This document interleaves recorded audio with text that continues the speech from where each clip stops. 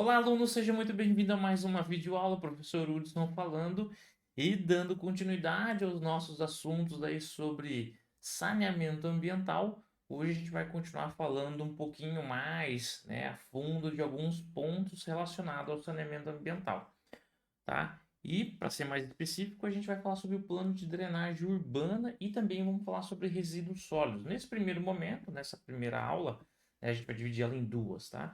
A gente vai falar sobre, no mínimo duas, né? Sobre drenagem urbana e um segundo momento sobre resíduos sólidos, tá certo? Vamos lá, deixa eu ligar o meu laser para ficar mais fácil e didático aqui para acompanhar. Bom, quais são os objetivos dessa primeira parte aqui, tá? Obviamente a gente entender as consequências da falta desse planejamento urbano, que obviamente acho que fica meio nítido, né? Se não tem um planejamento, não vai dar certo. Se planejando já é difícil, imagina sem planejamento, né? Bom, a importância da drenagem urbana, a gente vai falar um pouco disso. Vamos falar sobre inundações e as causas. E também, para finalizar, aí, o plano diretor de drenagem urbana. Tá certo? Bom, vamos lá. Primeiro a gente precisa entender um perfil histórico de como que as coisas chegaram até o ponto que nós estamos hoje, tá? Principalmente, obviamente, focando aqui no Brasil, tá? Então, entre a década de 60 e a década de 80, ocorreu um grande processo de urbanização no Brasil, tá? Antes disso, entre 55 e 60, teve o nosso governo do nosso ex-presidente, JK, Juscelino Kubitschek, que entre o seu plano de governo era aquele fazer 50 anos em 5. Então, literalmente, o plano saiu do papel, tanto é que é muito bem conhecido até hoje aí no Brasil, tá? E o que que ele fez? O que que era esse plano aí? Obviamente, desenvolveu o Brasil de uma grande forma. Com o auxílio dos Estados Unidos, o Brasil construiu muitas rodovias e a ideia era fazer crescer os centros urbanos, né? Porque acreditava-se e acredita-se que as cidades é onde gera mais renda. E de fato é, né? Pelo número de pessoas, etc., número de serviços. Então, a partir logo depois do seu governo, que se encerrou em 1960, a consequência disso se deu nos próximos anos, né? Então, nós tivemos um grande êxodo rural, as pessoas saindo da área rural e migrando para a parte urbana, tá certo? Obviamente, algumas coisas saiu como planejado, como que era o crescimento das cidades, mas algumas coisas não foi planejado. Isso aqui já entra naquela questão da falta de planejamento.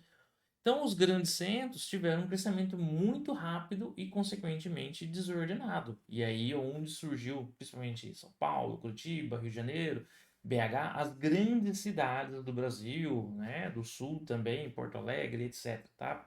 Pensou em cidade grande, isso principalmente nessa década aqui, tá? Essas cidades grandes já dessa época. Teve muitas pessoas vindo para essas cidades para procurar uma vida melhor. Consequentemente, né, veio muitas pessoas, as cidades não estavam preparadas para isso. Começou-se a ter um crescimento desordenado e onde começou, né, não é culpa das pessoas, tá? É a falta de planejamento.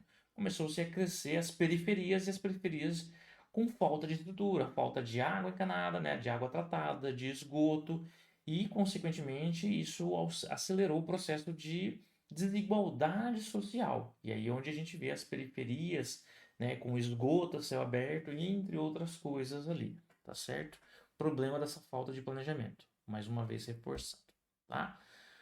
Como consequência, as grandes cidades cresceram muito, muito, e devido a esse planejamento, ocorreu o que a gente chama de solo, o solo que era permeável passou por um processo de impermeabilização, né? Manta asfáltica, construções de casa, então onde tinha o solo para a chuva cair e infiltrar, agora não tem mais. Ela encontra cimento, obviamente, se ela não infiltra, ela tem que escoar para a parte mais baixas. Então, tendo uma grande área que não tem mais infiltração, agora tendo essa retenção, essa água ela acaba escoando para as regiões mais baixas. E aí a gente já imagina um problema sobre isso aí, né? Só para a gente ter uma ideia, né? No final da década de 80, 85% da população estava na área urbana, né? E essa área urbana, então 85% da população estava em área urbana, pensa, tá? E isso, se a gente pegar toda a área urbana do país, juntar tudo, isso corresponde a 1% do território nacional. Ah, mas quanto de pessoas que vieram para a área urbana nesse êxodo rural? Aproximadamente 17 milhões, tá? O que é muito, porque o Brasil nessa época tinha um pouco mais de 70 milhões, exatamente, 72 milhões. Isso corresponde a praticamente 25% da população, né, do Brasil migrando da área rural para a área urbana. Imagine a sua cidade, se você tem uma cidade, né, que tem 100 mil habitantes, uma cidade porte médio pequena ali, vamos colocar, tem 100 mil habitantes. Se ela em 20 anos ela for receber 25 mil pessoas, isso na atualidade já é complicado com, né, o avanço que a gente tem para conseguir adequar algumas questões devido às tecnologias que a gente tem. Se você pegar uma cidade em 25 anos, ela crescer 25% já é considerado muito, né? Imagina para essa época da década de 60, década de 80, que não se tinha tecnologias, não se construíam loteamentos igual se fazem hoje, né? Que abre um loteamento já com rua, energia, água, esgoto, tudo prontinho, é só a pessoa construir, né? O problema que se tem. Então, obviamente, a questão é diferente, mas hoje já representa um problema muito grande, né? Bom, continuando.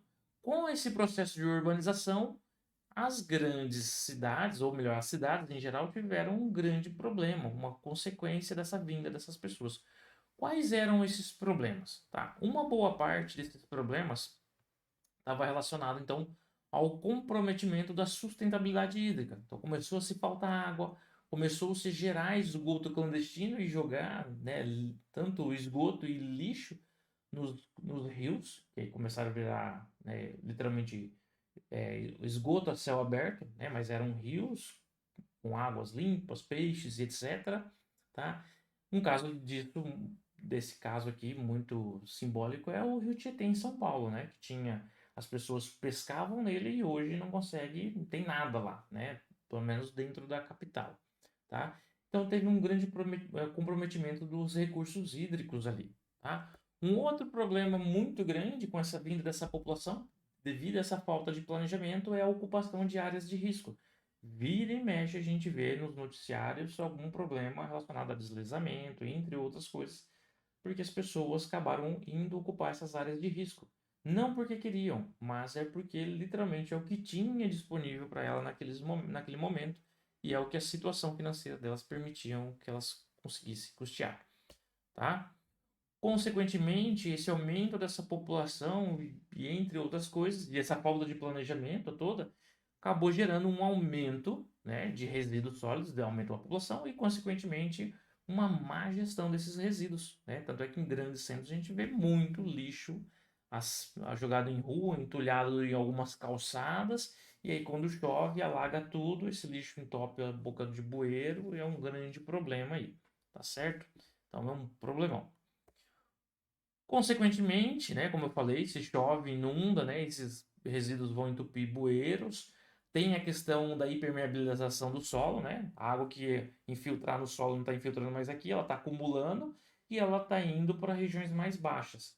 Todo esse acúmulo que era para ter infiltrado na parte superior da cidade foi na parte mais baixa e inundou, né? Pelo processo de permeabilização, pelo entupimento das galerias pluviais devido à má gestão dos recursos hídricos. E essa questão da inundação não é só uma questão de problema naquele momento para a população, obviamente que é muito ruim. Quem já viveu uma situação dessa sabe muito bem. Mas existem as consequências. Naquele momento, inundou tudo, né? Perdeu-se muitas coisas, tem aquele problema, mas não acaba ali. Temos a consequência disso, que é a perda da saúde da população. Quantas pessoas, não é só as pessoas que moram nessas áreas de risco, vamos colocar, que são onde frequentemente estão inundando, mas pessoas que estão transitando por uma região e que acabou inundando. Temos doenças como leptospirose, entre outras ali, associadas à veiculação hídrica, né? Principalmente aí relacionado a ratos, que aí a gente tem, né, acúmulo de sujeira, acúmulo de alguns vetores ali, como ratos, né, que transmite a leptospirose, entre outras doenças aí, né, como a febre tifoide, né, como é muito conhecida aí, tá? Então, esses aqui são alguns dos problemas associados a esse processo de urbanização urbana. Bom, continuando. Então, os impactos da falta de planejamento são facilmente identificados e perceptíveis no dia de hoje. Então, tudo isso que eu falei é muito fácil a gente ver. Naquela época, não. Por isso que faltou um planejamento. Planejamento é você observar o futuro. Falar assim, opa, eu estou fazendo isso para as pessoas virem para a cidade, mas se vir muitas pessoas, o que que vai acontecer? Isso faltou, né? E a magnitude do impacto causado interfere não só na qualidade da água, porque a água todo mundo consome, precisa para N coisas, para ingerir, para preparar um alimento, para higiene pessoal e etc. Mas também influencia na qualidade de vida da população. Obviamente, se não tem água tratada, a pessoa vai ingerir a água que tem, pode ser uma água contaminada com algum micro-organismo, e aí a gente já falou algumas vezes aqui sobre doenças de veiculação hídrica. Então, vai apresentar vômito, diarreia, e a pessoa que tinha que estar produzindo, ela está mais perdendo tempo cuidando da sua saúde do que de fato produzindo alguma coisa, né? E a pessoa ela não quer ficar doente, ela quer produzir. E aí até um contraponto, porque a gente sempre diz assim, a gente vê em pesquisas mostrando que cada R$ 1 investido em saúde, em saneamento básico, isso retorna para o próprio governo, para a sociedade como um todo, até 4, 6 vezes mais, tá? Então, porque você investe em saneamento básico, você economiza em saúde, porque a população fica menos doente. Se ela fica menos doente, sobra dinheiro, gasta menos em saúde, ela produz mais. Se ela produz mais, ela tem renda, ela tem condições de comprar, e aí tudo começa a girar, né? Mas bem, né? Vamos lá. Bom, pessoal, outro problema também é a questão da drenagem urbana. Então, a drenagem urbana ela vai consistir em um conjunto de medidas e procedimentos que tem como objetivo promover o escoamento das águas pluviais, reduzir os riscos de inundações e proporcionar, faltou um pedacinho aqui, e proporcionar uma qualidade de vida para a população, tá? Então, faltou uma parte aqui, tá? E proporcionar qualidade de vida para a população. Obviamente, né? Por que vai proporcionar isso? Né? Porque não tem inundações, né?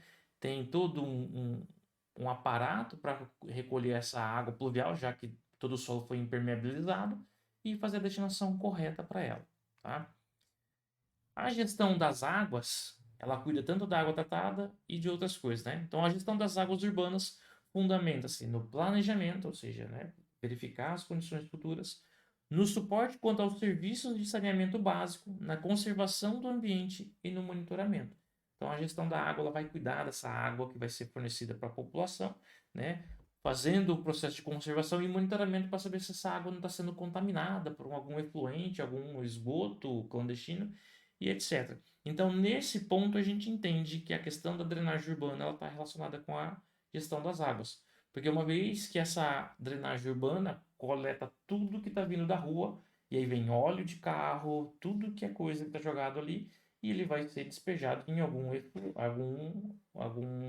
canal hídrico, algum, né, sistema hídrico, um rio provavelmente, e esse rio, em algum momento, por alguma outra cidade, vai ser utilizada para abastecimento da população.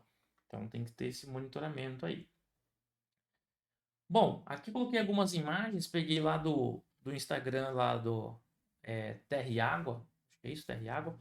Depois até eu vou colocar aqui para vocês, quem quiser seguir lá, eles sempre tem uns materiais muito bons lá, bem didáticos, né, falando sobre isso. E aí tá falando assim sobre os colapsos dos rios brasileiros, né? E como que deveria ser os rios, né? Hoje, na aula passada a gente falou sobre saneamento, desenvolvimento sustentável das cidades, né, em relação aos rios, é obedecer isso aqui o rio. Antigamente se fazia isso, né?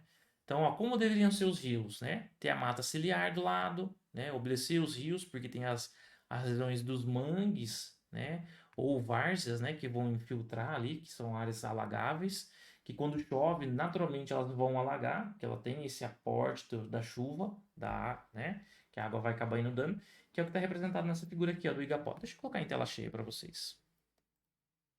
Então aqui é o Igapó. É a parte da mata que alaga nas épocas de chuva. Então normalmente o rio já alaga. Então tem o rio normal, fluxo normal.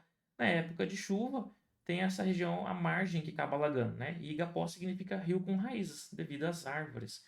Então os grandes centros urbanos, eles foram construídos e não respeitou esse fluxo da água, né? Foi feito uma canalização, basicamente, do rio, construído as cidades ali, né, a captação de água, e depois devolve o esgoto cru ali, muitas vezes sem tratamento, né? Algumas cidades hoje já têm tratamento de esgoto, mas ainda a gente observa muito isso aqui. Então, esse rio aqui, a gente considera ele eutrofizado, um rio morto, não tem peixe, não tem nada. É igual São Paulo, lá o Rio Tietê que eu falei, tá? Isso aqui para a gente entender. E então deveria ser assim as cidades, né? O esgoto tratado, devolvendo bonitinho, porque logo abaixo vai ter outra cidade que vai precisar desse rio aqui. E aí, para ilustrar isso aqui pra gente, é o que eu falei aqui, ó. Então, aqui ainda, como é um rio muito grande, o Rio Tietê, né, se obedeceu-se um pouco ali o fluxo do leito. Mas o rio ele foi canalizado, olha só, né, todo cimentado do lado, recebendo esgoto aqui. Então, ele tem o volume de água dele mais o volume de água de esgoto, que, ó, que tem outro ponto, um outro ponto, que isso aumenta o volume de água tudo pavimentado, a água que cai em toda nessa região em volta do rio não tem para onde escoar. Para onde que vem? Para o rio que está tudo cimentado. Tem como a água infiltrar? O rio vai dar conta? Porque aqui é uma planície, né? Plano. Não, consequentemente vai alagar e inundar tudo isso aqui. Por isso que toda vez que chove em São Paulo a gente ouve esses problemas. E não é só isso, né? Por exemplo, aqui no Rio de Janeiro a gente ouviu algumas vezes, né? O Rio La Paraíba do Sul, né? Então a água vem transposta do Rio Paraíba do Sul, algumas cidades coletam e jogam o seu esgoto nesse próprio rio, né? Lá a estação de tratamento de água de Guandu não consegue remover todos esses rejeitos, tá? E aí a água chega com uma péssima qualidade para a população, né? Então, ó, a estação de tratamento não aguenta limpar tanto esgoto, né? E isso chega à população, a população não consegue chegar, consumir, e isso acaba contaminando toda a área da Baía de Guanabara, como a gente viu na época das Olimpíadas, quando teve, e também a Baía de Septiba, que recebe o efluente aqui transposto aqui, tá certo? Isso em relação às questões de drenagem urbana ali. Deixa eu ver aqui, beleza. Aqui uma imagem área, só para a gente ter uma ideia. Então aqui, ó, o Rio Tietê, em São Paulo, tá? Essa parte aqui é uma região um pouco bem poluída. Depois, obviamente, tem as regiões de represas, por isso que você vê, a gente vê áreas mais alagadas, é porque tem as represas, né? Tem uma, duas, são inúmeras represas, né, no Rio Tietê, tá? Então aqui é o Rio Tietê. Esse rio aqui é o Rio Paranapanema, divisa São Paulo e aqui Paraná. Então esse mapa aqui, deixa eu colocar aqui do lado aqui. Esse mapa ele tá deitado, tá? Então ele não tá em pé igual a gente costuma ver, tá? Então aqui tá Paraná, tá? Aqui Paraná, aqui São Paulo, tá? São Paulo. Aqui a gente tem Minas, ó, a pontinha de Minas, aqui Mato Grosso do Sul. E Rio de Janeiro ia estar mais pro canto, lá para cima aqui, tá? Então aqui São Paulo, Paraná, Mato Grosso do Sul, aqui a pontinha divisa de Minas, ó. Faz divisa com Minas. Então todo o esgoto produzido por São Paulo vem pelo Rio Tietê. Ao longo do seu trecho, lembrando que o rio tem a sua capacidade de autodepuração, ele vai, né, se limpando ali e aí vai chegar um determinado ponto aqui que o rio, ele vai recebendo outras águas, né, mais limpa, acaba diluindo isso. E tem alguns pontos aqui que já tem peixe. Esse rio que desce aqui é o Rio Paraná, tá? Esse é o Rio Paraná, que vai descer lá na Bacia do Prata. Tá? Então, Rio Paranapanema, Rio Tietê e aqui o Rio Paraná, Paranazão. Desce lá. E aqui nós temos a represa aqui não, mais para baixo nós temos a parte de Itaipu. Temos várias, inúmeras represas ao longo tanto do Rio Tietê, do Paranapanema e do Rio Paraná, tá certo? Bom, continuando aqui, falando um pouco mais sobre isso, tá? Ainda sobre drenagem urbana. Então, diferentemente de outros eventos isolados, as inundações urbanas, tá, ocorrem não só devido à impermeabilização do solo, como eu falei, mas também pelas alterações do ciclo hidrológico. Lembrando as questões do desenvolvimento, da forma que a população vem se desenvolvendo, isso altera as mudanças, né? A questão das mudanças climáticas. Não é só aquecimento global, é mudanças climáticas como um todo, né? Além das mudanças climáticas, há alterações morfológicas da bacia, como eu mostrei nas imagens ali do pessoal, né, do Instagram, que mostra que, né, foi mudada toda a bacia. E isso muda a questão de captação de água. Redução da cobertura vegetal, né, as matas ciliares têm um grande papel, né, nessa regulação do volume da água ali. A má gestão dos resíduos sólidos, obviamente principalmente nas grandes centros, resíduos sólidos acabam, infelizmente, a população também tem sua contribuição, né? Infelizmente, e acaba jogando lixo de qualquer forma, e isso acaba entupindo bueiros, etc., né? E os esgotos domésticos, principalmente aí, esgoto clandestino. Tudo isso vai influenciar nos processos de inundação. Problemas relacionados à drenagem no Brasil, tá? Entupimento de bueiro, uma vez que a gente não tem nenhum. Difícil alguma cidade ter um plano de drenagem urbana que faça manutenção de fato, né? Algumas cidades existem, mas são bem poucas. O esgoto clandestino, como eu já citei para vocês. Descarte inadequado de resíduos sólidos urbanos, e aí a população, né, contribui. Provavelmente você já viu alguém jogando alguma coisa pela janela do carro, algo do tipo assim, né? E a falta de manutenção, principalmente dos bueiros, né? Então, quantas vezes você viu a prefeitura indo lá fazer a manutenção do bueiro, limpar o bueiro, descer ali na galeria pluvial, né? O funcionário, obviamente, em época que não tá chovendo, né? Porque depois que tá chovendo não adianta, né? Mas que nem agora, agora não, mas sim, em certas épocas a gente tem períodos de estiagem no Brasil. Que são épocas que não vão chover durante ali alguns dias, dá para fazer manutenção tranquilamente ali, né? Que não é só a sujeira, acaba vindo terra também, e isso acaba comprometendo todo o sistema de galeria pluvial ali, tá? A eficiência da drenagem superficial ela é diretamente relacionada à qualidade do sistema, e essa qualidade do sistema envolve esse processo de manutenção. Se não tem manutenção, então não tem qualidade. Se não tem qualidade, a drenagem superficial não é eficiente e logo temos inundações. E toda cidade ela deve apresentar um plano diretor de drenagem urbana. E, infelizmente, algumas cidades, o plano diretor de drenagem urbana delas é bem mais fraquinho que o slide do professor, né? Alguns têm lá, cita alguma coisa que deve ser feita, manutenção, mas não fala como vai ser feito, ou de quanto e quanto tempo, né? Acredito que se esses planos de drenagem urbana copiassem os meus slides, e colasse lá, eles têm mais informação. Não que esse material aqui seja um grande material, mas eu digo porque esses planos diretores dessas cidades, infelizmente, de muitas cidades, é vergonhoso, tá? Nesse plano diretor de drenagem urbana tem que ter o zoneamento, né? Obviamente delimitando parte urbana e rural, definindo quais são as medidas preventivas, o que que vai ser feito, quando que vai ser feito, de quanto em quanto tempo vai ser feito. Não é uma, são várias medidas, né? Quais são as medidas de controle que vão ser adotadas, identificar as áreas de risco, geralmente as áreas que com frequência sofrem um processo de inundamento ou alagamento, tá certo? Bom, e aí a próxima aula a gente vai falar sobre resíduos sólidos, mas antes de falar de resíduos sólidos, e eu falei de inundamento e alagamento, então a gente tem algumas situações, tá? Quando a gente tem enchentes, então é normal um rio, né? Chove, coleta, capta água e ele transbordar. Quando ele transborda uma superfície ali até a margem da rua ali, né? Próxima à rua, a gente vai dizer que teve uma enchente, ele, né? É uma enchente, algo raso, está na altura do pé, é ruim para andar, mas se a pessoa consegue andar, o carro transita, tá? Isso aí é, é, enchente. Inundamento, quando a gente fala em inundamento, é quando a água ela chega em grandes alturas, chegando à altura do peito ali, as pessoas precisam locomover móveis da casa, o carro não consegue transitar, literalmente precisa de barcos para chegar na população. E alagamento, a diferença de alagamento é que ela não está próxima ao rio. Então, tanto as questões de enchente e inundação está associada a rios próximos a ele. E alagamentos são regiões que são mais altas que as regiões do rio. Deixa eu colocar aqui mais assim.